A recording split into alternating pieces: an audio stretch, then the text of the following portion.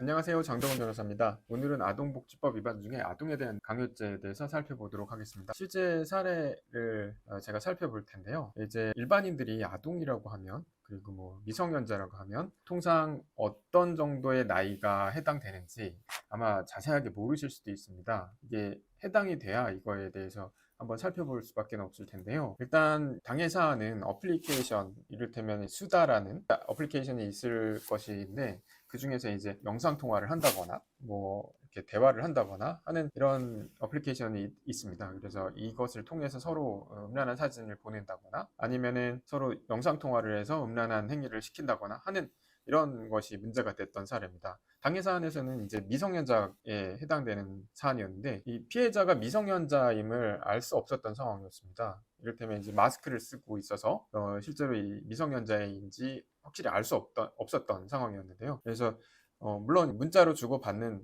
그런 수준이었어서 직접 통화를 한 건 아니고요. 문자로 이렇게 보내면 거기에 따라서 어떤 행위를 해준다거나 하는 이런 것이 문제가 됐었던 사례입니다. 다만 여기에 큰 문제 있었던 점은 상대가 미성년자인 몰랐다는 사실이죠. 여기에 대해서는 이제 아동복지법에 대해서 한번 살펴볼 텐데요. 아동복지법 제 17조에는 이제 누구든지 각호의 어느 하나에 해당되는 행위를 해서는 안 라는 것이 있습니다. 그래서 살펴보면 누구든지 아동에게 음란한 행위를 시키거나 매개하는 행위 또는 아동에게 성적 수치심을 주는 성희롱 등의 성적 학대 행위를 해서는 안 된다. 그래서 이 여러 가지 행위를 규제를 하고 있습니다. 아동을 매매하는 행위, 그리고 아동에게 음란한 행위를 시키거나 매개하는 행위, 또 아동을 대상으로 성희롱 등 성적 학대 행위, 뭐 이것이 가장 많겠죠. 또 어떨 때는 아동의 신체에 손상을 주거나 신체의 건강, 발달을 해치는 신체적 학대 행위, 뭐 이런 것들도 포함될 수 있습니다. 기타 등등 정신건강, 발달에 해를 미친 정서적 학대 행위 이런 것들도 있고요. 자신의 보호 감독을 받는 아동을 유기하여 의식주를 포함한 기본적 보호, 양육, 치료, 교육을 소홀히 하는 방임행, 장애를 가진 아동을 공중에 관람시키는 행위, 아동을 이용해서 구걸을 시킨다거나 공중에 오락행위를 목적으로 아동의 건강, 안전을 유해한 고개를 시키는 행위, 안전에 유해한 것들을 시키는 행위들을 말하는 것이죠. 정당한 권한을 가진 알선기관 외의자가 금품을 요구 약속하는 행위, 아동을 위하여 징역, 급여된 금품을 목적 외의 용도로 사용하는 여러 가지 것들을 통합해서 아동학대 행위 뭐 이런 것들로, 그리고 여기 아동복지법을 보면 제3조에서 아동이란 18세 미만인 사람을 말한다 라고 하고 있어요. 18세라면 민법에서는 지금 현재 민법을 기준으로 하고 있죠. 미성년자 기준점을. 근데 여기서는 18세까지 아동으로 보는 것입니다. 18세 미만인 사람을. 상당히 많은 범위가 다 아동으로 포섭이 되는 것이죠. 여기에서 이제 실제로 범행을 저질렀다고 이제 고지가 됐을 때 아동이라고? 라는 의심을 품게 되는 경우가 많이 있습니다. 우리가 생각하는 아동이라는 개념은 좀 더 낮은 아이, 나이가 좀 많이 더 어린 것을 전제로 하고 있을 텐데요. 이런 것이 이제 상당히 높은 기준의 나이까지 포함하고 있었다는 점을 반드시 유념해야만 합니다. 당해 사안은 또 특별하게 2022년 12월 27일 개정된 행정기본법 그리고 민법 등에서 만 나이가 시행될 것을 예정했는데요. 실제로 2023년 6월 28일 개정법이 시행됐습니다. 여기서 이제 행정기본법 제7조 2항 행정에 관한 나이의 표시 등을 살펴보면 행정에 관한 나이는 다른 법령 등의 특별한 사정이 있는 경우를 제외하고는 출생일을 산입하여 만 나이로 계산한다. 신설은 2022년 12월 27일이었는데 시행은 아까 말했듯이 2024년 6월 28일부터 만 나이가 시행이 됐습니다. 사안은 여기에 해당되는 사례였고요. 여기에서 들어가서 이제 여러 가지 영상 통화를 한다거나 대화를 한다거나 하는 것이죠. 당에서는 이제 수다 어플리케이션에서 접속해서 피해자와 영상 통화를 하고 관련한 대화를 나누고 그에 대한 대가를 일정 지급하겠다고 한 사안이었어요. 성인들과는 이런 얘기를 할 수도 있는 것이겠죠. 근데 이것도 좀 드문 얘기고 이런 것들 때문에 추후 살펴볼 이거 말고도 또 문제가 될 수 있는 게 있습니다. 성폭력 처벌법 제13조 통신매체를 이용한 음란행위라고 해서 자기 또는 다른 사람의 성적 욕망을 유발하거나 만족시킬 목적으로 전화, 우편, 컴퓨터 그 밖의 통신매체를 통하여 성적 수치심이나 혐오감을 일으키는 말, 음향, 글, 그림, 영상 이런 것들을 상대방에 도달하게 한 때는 이렇게 징역이나 벌금에 처한다고 나와 있습니다. 그래서 어떤 경우에는 이런 것을 미끼로 삼아서 상대방을 유도해서 일부 신체의 일부 사진을 찍어서 보내라. 내가 거기에 응답을 하겠다. 이런 식으로 유도를 하는 경우도 있습니다. 그래서 실제로 이것에 대해서 이제 유도되는 것에 이끌려서 자기 신체의 일부를 사진을 찍어서 보내면 그 사람이 이제 고소장을 날리는 거죠. 당신이 나에게 이런 성적 수치심이나 혐오감을 일으킬 수 있는 사진, 영상을 보냈다. 나한테 도달하게 했다. 여기에 대해서 이제 고소를 하게 되는 것이니까 이것도 상당히 이념해야 됩니다. 이런 고소도 상당히 늘고 있어요. 실제로는 여기까지 가진 않고 당해 사안은 이제 미성년자 관한 사안이 된 것은 옷을 벗게 하고 뭐 돈을 입금하고 뭐 이런 것들에 대한 얘기를 실제로 살펴봤더니 그 상대방이 미성년자였던 것입니다. 즉 피해자에게 영상통화로 몸을 보여주면 돈을 입금해야겠다고 제안을 했고, 사실 이 영상통화를 먼저 제안한 건 상대방 피해자였어요. 미성년자가 먼저 제안을 했던 것이죠. 당장 용돈이 필요하고 돈이 필요하니까 이런 먼저 문자를 보내고 메시지를 보내고 여기에 답변이 오는 사람들에게 자신 이런 대화를 나눴던 것이죠. 그래서 옷을 벗게 하고 옷을 벗은 피해자에게 지시대로 음란행위를 시키고 여기에 대해서 따르고, 근데 그 상대방이 미성년자였던 사안이었습니다. 그래서 당시 피해자는 마스크를 쓰고 있었고 그리고 음성 대화를 한 것도 아니었어요.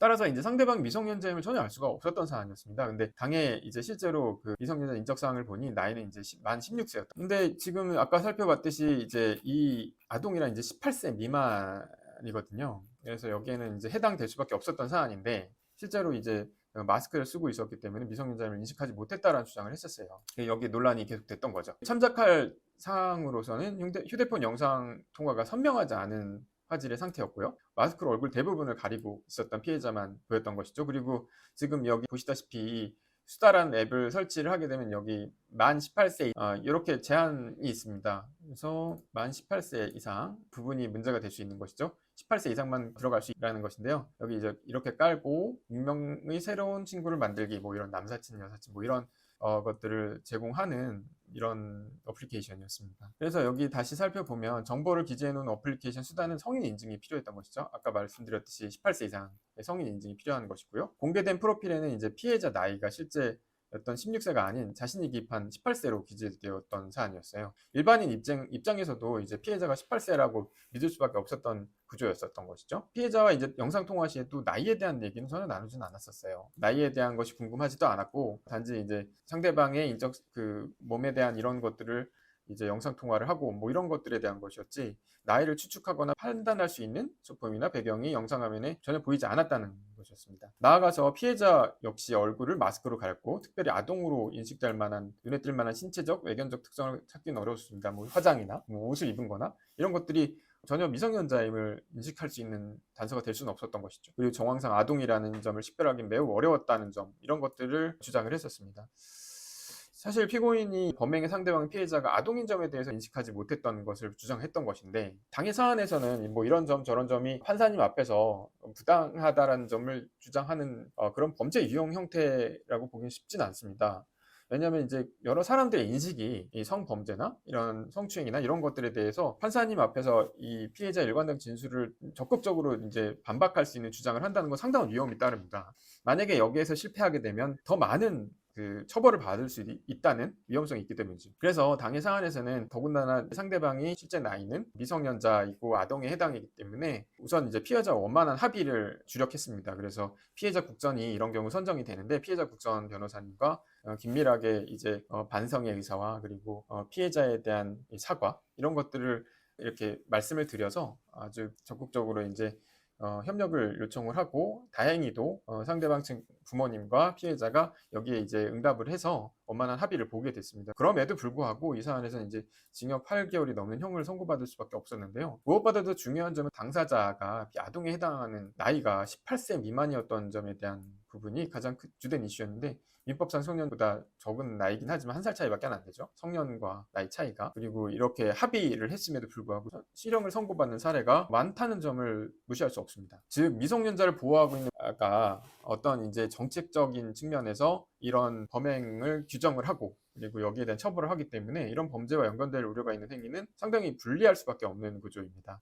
이런 범행에 있어서는 아주 주의를 해야 되고, 상대방 미성년자인지 아닌지는 더욱더 중요합니다. 그래서 이런 사례가 발생을 했을 때는 반드시 전문으로 하고 있는 변호사님과 상담을 하고 여기에 어떻게 대응할 것인지, 만약에 여기에 대한 전과가 있었을 때, 집행유예 때 어떻게 대응할 것인지에 대해서도 면밀히 상담을 하고 분석을 해야만 합니다. 아까 추가적으로 살펴봤던 것이 있는데, 통신 매체를 통해서 음란한 사진을 보내거나 하는 행위로도 처벌을 받을 수 있는데 통신 매체 이용 음란죄에 해당되는 것이죠. 여기서도 이제 상대방을 유도해서 뭐 상대방의 신체 일부를 보내게 했을 때 이걸 받은 사람이 자기가 나는 이걸 수치심을 혐오감을 일으키는 사진을 전송했기 때문에 너를 고소하겠다 이런 것도 있을 수 있으니까 이런 부분도 상당히 주의를 해야 되는 부분입니다. 그래서 이런 여러 가지 사안에서 당황하지 말고 이제 이런 사항에 접했을 때 어떻게 여기에 대응할 것인지 수사 단계부터 그리고 법정 재판까지 어떻게 대응할 것인지에 대해서 반드시 이제 전문가와 상담을 하시고 여기에 대응을 하시기 바랍니다. 이거 이제 오늘 살펴봤던 주제를 간단하게 요약을 해보겠습니다. 아동에 대한 음행 강요죄 등에서 아동의 기준은 만 18세 미만인 것을 확인하셔야 하겠습니다. 상당히 많은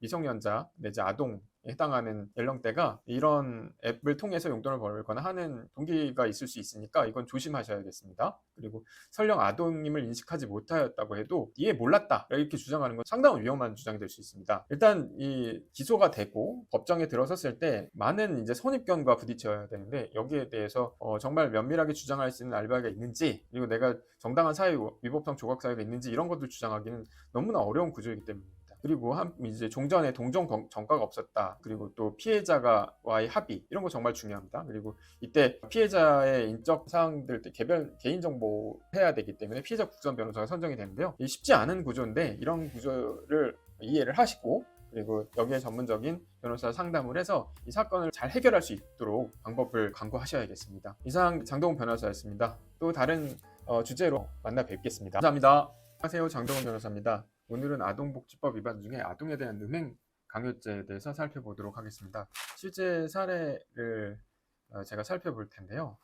이제 일반인들이 아동이라고 하면 그리고 뭐 미성년자라고 하면 통상 어떤 정도의 나이가 해당되는지 아마 자세하게 모르실 수도 있습니다. 이게 해당이 돼야 이거에 대해서 한번 살펴볼 수밖에 없을 텐데요. 일단 당해사항은 어플리케이션 이를테면 이제 수다라는 뭐 여러 가지 어플리케이션이 있을 것인데 그 중에서 이제 영상 통화를 한다거나 뭐 이렇게 대화를 한다거나 하는 이런 어플리케이션이 있습니다. 그래서 이것을 통해서 서로 음란한 사진을 보낸다거나 아니면은 서로 영상 통화를 해서 음란한 행위를 시킨다거나 하는 이런 것이 문제가 됐던 사례입니다. 당해 사안에서는 이제 미성년자에 해당되는 사안이었는데 이 피해자가 미성년자임을 알 수 없었던 상황이었습니다. 이를테면 이제 마스크를 쓰고 있어서 실제로 이 미성년자인지 확실히 알 수 없었던 상황이었는데요. 그래서 물론 이제 문자로 주고받는 그런 정도 수준이었어서 직접 통화를 한 건 아니고요. 그래서 문자로 이렇게 보내면 거기에 따라서 어떤 행위를 해준다거나 하는 이런 것이 문제가 됐었던 사례입니다. 다만 여기에 큰 문제가 있었던 점은 상대가 미성년자임을 몰랐다는 사실이죠. 여기에 대해서는 이제 그 아동복지법에 대해서 한번 살펴볼 텐데요. 아동복지법 제 17조에는 이제 누구든지 각호의 어느 하나에 해당되는 행위를 해서는 안 된다라는 것이 있습니다. 그래서 살펴보면 누구든지 아동에게 음란한 행위를 시키거나 이를 매개하는 행위 또는 아동에게 성적 수치심을 주는 성희롱 등의 성적 학대 행위를 해서는 안 된다. 그래서 이 여러 가지 행위를 규제를 하고 있습니다. 아동을 매매하는 행위, 그리고 아동에게 음란한 행위를 시키거나 매개하는 행위, 또 아동을 대상으로 성희롱 등 성적 학대 행위, 뭐 이것이 가장 많겠죠. 또 어떨 때는 아동의 신체에 손상을 주거나 신체의 건강, 뭐 발달을 해치는 신체적 학대 행위, 뭐 이런 것들도 포함될 수 있습니다. 기타 등등 정신건강, 발달에 해를 끼치는 정서적 학대 행위, 뭐 이런 것들도 있고요. 자신의 보호 감독을 받는 아동을 유기하여 의식주를 포함한 기본적 보호, 양육, 치료, 교육을 소홀히 하는 방임 행위, 뭐 장애를 가진 아동을 공중에 관람시키는 행위, 뭐 아동의 국어를 시킨다거나 아동을 이용해서 국어를 시킨다거나 공중의 오락 행위를 목적으로 아동의 건강, 안전을 유의한 고개를 시키는 행위, 안전에 유의한 것들을 시키는 행위들을 말하는 것이죠. 정당한 권한을 가진 알선기관 외의자가 아동 등의 양육을 알선하고 금품 등을 취득하거나 금품을 요구 약속하는 행위, 아동을 위하여 징역 급여된 금품을 목적 외의 용도로 사용하는 여러 가지 것들을 통합해서 아동 행위, 아동 학대 뭐 이런 것들로 규섭하고 있습니다. 그리고 여기 아동복지법을 보면 제3조에서 아동이란 18세 미만인 사람을 말한다라고 하고 있어요. 18세라면 민법에서는 지금 현재 민법에서 19세를 기준으로 하고 있죠. 미성년자의 기준점을. 근데 여기서는 18세까지 아동으로 본 것입니다. 18세 미만인 사람을. 상당히 많은 범위가 다 아동으로 포섭이 되는 것이죠. 여기에서 이제 실제로 이 범행을 저질렀다고 이제 고지가 됐을 때 아동이라고? 라는 의심을 품게 되는 경우가 많이 있습니다. 우리가 생각하는 아동이라는 개념은 좀 더 낮은 아이 아이가 이제 그 나이가 좀 많이 더 어린 것을 전제로 하고 있을 텐데요. 이런 것이 이제 상당히 높은 수준의 기준의 나이까지 포함하고 있었다는 점을 반드시 유념해야만 합니다. 당해 사안은 또 특별하게 2022년 12월 27일 개정된 행정기본법 그리고 민법 등에서 만 나이가 시행될 것을 예정했는데요. 실제로 2023년 6월 28일 개정법이 시행됐습니다. 여기서 이제 행정기본법 제7조 2항 행정에 관한 나이의 표시 등을 살펴보면 행정에 관한 나이는 다른 법령 등의 특별한 사정이 있는 경우를 제외하고는 출생일을 산입하여 만 나이로 계산한다. 이 만 나이 계산한다는 것이죠. 본조 신설은 2022년 12월 27일이었는데 시행은 아까 말했듯이 2024년 6월 28일부터 만 나이가 시행이 됐습니다. 사안은 여기에 해당되는 사례였고요. 이 어플리케이션 수다가 이렇게 이제 생겼습니다. 여기에서 들어가서 이제 여러 가지 영상 통화를 한다거나 대화를 한다거나 하는 것이죠. 특정 다수와. 당에서는 이제 수다 어플리케이션에서 이제 접속해서 피해자와 영상 통화를 하고 관련한 대화를 나누고 그에 대한 대가를 일정 지급하겠다고 한 사안이었어요. 성인들과는 이런 얘기를 할 수도 있는 것이겠죠. 근데 이것도 좀 드문 얘기고 이런 것들 때문에 추후 살펴볼 이거 말고도 또 문제가 될 수 있는 게 있습니다. 성폭력 처벌법 제13조 통신매체를 이용한 음란행위라고 해서 자기 또는 다른 사람의 성적 욕망을 유발하거나 만족시킬 목적으로 전화, 우편, 컴퓨터 그 밖의 통신매체를 통하여 성적 수치심이나 혐오감을 일으키는 말, 음향, 글, 그림, 영상 이런 것들을 상대방에 도달하게 한 때는 이렇게 징역이나 벌금에 처한다고 나와 있습니다. 그래서 어떤 경우에는 이런 것을 미끼로 삼아서 상대방을 유도해서 일부 신체의 일부 사진을 찍어서 보내라. 내가 거기에 응답을 하겠다. 이런 식으로 유도를 하는 경우도 있습니다. 그래서 실제로 이것에 대해서 이제 이런 유도되는 것에 이끌려서 자기 신체의 일부를 사진을 찍어서 보내면 그 사람이 이제 고소장을 날리는 거죠. 당신이 나에게 이런 성적 수치심이나 혐오감을 일으킬 수 있는 사진, 영상을 보냈다. 나한테 도달하게 했다. 여기에 대해서 이제 고소를 하게 되는 것이니까 이것도 상당히 유념해야 됩니다. 이런 고소도 상당히 늘고 있어요. 실제로는 여기까지 가진 않고 이 당해 사안은 이제 그 미성년자에 관한 사안이었기 때문에 논점이 된 것은 이 옷을 벗게 하고 뭐 돈을 입금하고 뭐 이런 것들에 대한 얘기를 실제로 살펴봤더니 그 상대방이 미성년자였던 것입니다. 즉 피해자에게 영상통화로 몸을 보여주면 돈을 입금해야겠다고 제안을 했고 사실 이 영상통화를 먼저 제안한 건 상대방 피해자였어요. 미성년자가 먼저 제안을 했던 것이죠. 당장 용돈이 필요하고 돈이 필요하니까 이런 먼저 문자를 보내고 메시지를 보내고 여기에 답변이 오는 사람들에게 자신 이런 대화를 나눴던 것이죠.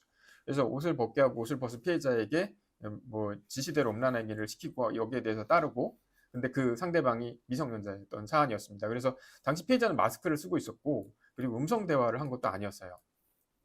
따라서 이제 상대방이 미성년자임을 전혀 알 수가 없었던 사안이었습니다. 근데 당해 이제 실제로 그 미성년자 인적 사항을 보니 나이는 이제 만 16세였던 것이죠. 근데 지금 아까 살펴봤듯이 이제 이 아동이란 이제 18세 미만이거든요. 그래서 여기에는 이제 해당될 수밖에 없었던 사안인데 실제로 이제 마스크를 쓰고 있었기 때문에 미성년자임을 인식하지 못했다라는 주장을 했었어요. 여기 논란이 계속됐던 거죠. 참작할 사항으로서는 휴대폰 영상 통화가 선명하지 않은 화질의 상태였고요. 마스크로 얼굴 대부분을 가리고 있었던 피해자만 보였던 것이죠. 그리고 지금 여기 보시다시피 수다라는 앱을 설치를 하게 되면 여기 만 18세 이상 이렇게 제한이 있습니다. 그래서 만 18세 이상이 이 부분이 문제가 될 수 있는 것이죠. 18세 이상만 들어갈 수 있다라는 것인데요. 여기 이제 이렇게 깔고 익명의 새로운 친구를 만들기, 뭐 이런 남사친, 여사친, 뭐 이런 것들을 제공하는 이런 어플리케이션이었습니다. 그래서 여기 다시 살펴보면 정보를 기재해 놓은 어플리케이션 수단은 성인 인증이 필요했던 것이죠. 아까 말씀드렸듯이 18세 이상의 성인 인증이 필요한 것이고요. 공개된 프로필에는 이제 피해자 나이가 실제 어떤 16세가 아닌 자신이 기입한 18세로 기재되었던 사안이었어요. 일반인 입장에서도 이제 피해자가 18세라고 믿을 수밖에 없었던 구조였었던 것이죠. 피해자와 이제 영상 통화 시에 또 나이에 대한 얘기는 전혀 나누지는 않았었어요. 나이에 대한 것이 궁금하지도 않았고, 단지 이제 뭐 상대방의 인적 그 몸에 대한 이런 것들을 이제 영상 통화를 하고 뭐 이런 것들에 대한 것이었지, 나이를 추측하거나 판단할 수 있는 소품이나 배경이 영상 화면에 전혀 보이지 않았다는 것이었습니다. 나아가서 피해자 역시 얼굴을 마스크로 가렸고 특별히 아동으로 인식될 만한 눈에 띌 만한 신체적, 외견적 특성을 찾기는 어려웠습니다. 뭐 화장이나 뭐 옷을 입은 거나 이런 것들이 전혀 미성년자임을 인식할 수 있는 단서가 될 수는 없었던 것이죠. 그리고 정황상 아동이라는 점을 식별하기 매우 어려웠다는 점, 이런 것들을 주장을 했었습니다. 사실 피고인이 이제 범행의 상대방 피해자가 아동인 점에 대해서 인식할 수 없었거나 전혀 인식하지 못했던 것을 주장했던 것인데, 당해 사안에서는 뭐 이런 점 저런 점이 판사님 앞에서 부당하다라는 점을 주장하는 그런 범죄 유형 형태라고 보기는 쉽진 않습니다.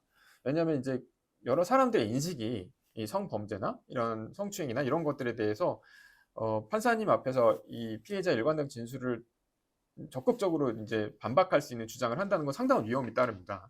만약에 여기에서 실패하게 되면 더 많은 그 처벌을 받을 수 있다는 위험성이 있기 때문이죠. 그래서 당해 사안에서는 더군다나 이제 상대방이 실제 나이는 미성년자이고 아동에 해당이기 때문에 우선 이제 피해자와 원만한 합의를 주력했습니다. 그래서 피해자 국전이 이런 경우 선정이 되는데, 피해자 국전 변호사님과 긴밀하게 이제 반성의 의사와 그리고 피해자에 대한 사과, 이런 것들을 이렇게 말씀을 드려서 아주 적극적으로 이제 협력을 요청을 하고, 다행히도 상대방 측 부모님과 피해자가 여기에 이제 응답을 해서 원만한 합의를 보게 됐습니다. 그럼에도 불구하고 이 사안에서는 이제 징역 8개월이 넘는 형을 선고받을 수밖에 없었는데요.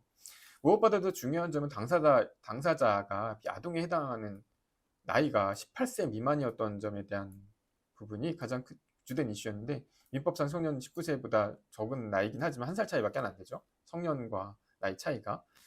그리고 이렇게 합의를 했음에도 불구하고 실형을 선고받는 사례가 많다는 점을 무시할 수 없습니다. 즉 미성년자를 보호하고 있는 국가가 어떤 이제 정책적인 측면에서 이런 범행을 규정을 하고 그리고 여기에 대한 처벌을 하기 때문에 이런 범죄와 연관될 우려가 있는 행위는 상당히 불리할 수밖에 없는 구조입니다. 그래서 이런 범행에 있어서는 아주 주의를 해야 되고, 상대방이 미성년자인지 아닌지는 더욱더 중요합니다. 그래서 이런 사례가 발생을 했을 때는 반드시 이제 이런 전문으로 하고 있는 변호사님과 상담을 하고 여기에 어떻게 대응할 것인지, 만약에 여기에 대한 전력이나 전과가 있었을 때, 집행유예 기간일 때 어떻게 대응할 것인지에 대해서도 면밀히 상담을 하고 분석을 해야만 합니다. 아까 추가적으로 살펴본 것이 있는데, 통신 매체를 통해서 음란한 사진을 보내거나 하는 행위로도 처벌을 받을 수 있는데, 통신 매체 이용 음란죄에 해당되는 것이죠. 여기서도 이제 상대방을 유도해서 뭐 상대방의 신체 일부를 보내게 했을 때, 이걸 받은 사람이 자기가 나는 이걸 수치심을, 혐오감을 일으키는 사진을 전송했기 때문에 너를 고소하겠다, 이런 것도 있을 수 있으니까 이런 부분도 상당히 주의를 해야 되는 부분입니다. 그래서 이런 여러 가지 사안에서 당황하지 말고 이제 이런 사항에 접했을 때 어떻게 여기에 대응할 것인지, 수사 단계부터 그리고 법정 재판까지 어떻게 대응할 것인지에 대해서 반드시 이제 전문가와 상담을 하시고 여기에 대응을 하시기 바랍니다. 이거 이제 오늘 살펴봤던 주제를 간단하게 요약을 해보겠습니다. 일단 아동에 대한 음행 강요죄 등에서 아동의 기준은 만 18세 미만인 것을 확인하셔야 하겠습니다. 상당히 많은 미성년자 내지 아동에 해당하는 연령대가 이런 앱을 통해서 용돈을 벌거나 하는 동기가 있을 수 있으니까 이건 조심하셔야겠습니다. 그리고 설령 아동임을 인식하지 못하였다고 해도 이해 몰랐다, 부지다 이렇게 주장하는 건 상당히 위험한 주장이 될 수 있습니다. 일단 이 기소가 되고 법정에 들어섰을 때 많은 이제 선입견과 부딪혀야 되는데 여기에 대해서 정말 면밀하게 주장할 수 있는 알바가 있는지, 그리고 내가 정당한 사회 위법성 조각 사유가 있는지 이런 것들 주장하기는 너무나 어려운 구조이기 때문입니다. 그리고 이제 종전에 동종 전과가 없었다는 점, 그리고 또 피해자와의 합의 이런 거 정말 중요합니다. 그리고 이때 피해자의 인적인 사항들 개인 정보 보호를 해야 되기 때문에 피해자 국선 변호사가 선정이 되는데요. 피해자 국선 변호사님과 적극적인 협력을 해야 될 것입니다.